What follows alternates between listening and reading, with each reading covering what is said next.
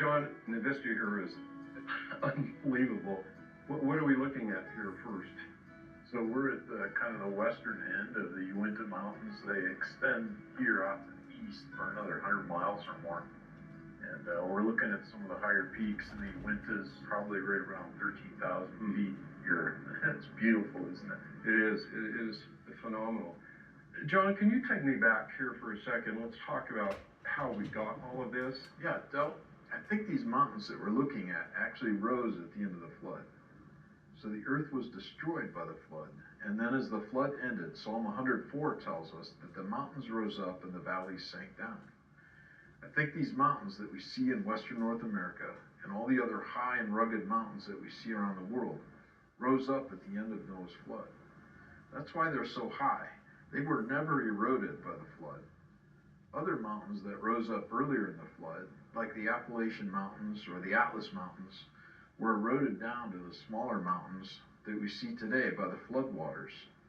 So during the flood, we have those massive sedimentary layers that are being laid all over, like the Tapete sandstone. You told me it just covered most of North America. Massive, massive.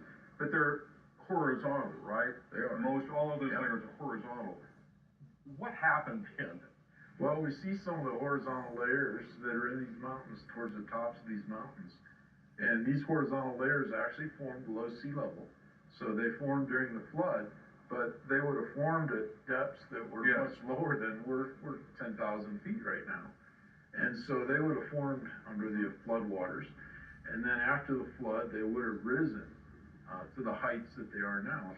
Was that a miraculous event, or can we see forces at play that God, of course, was involved in that? Sure. What forces would move mountains this size? Well, I think it goes back to our idea of catastrophic plate tectonics. And so at the end of the flood, a plate was going under western North America, creating the mountains like the Rockies and Uintas.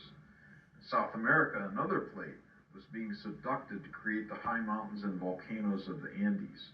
And in Asia, two different plates collided to form the enormous mountain ranges of the Himalayas.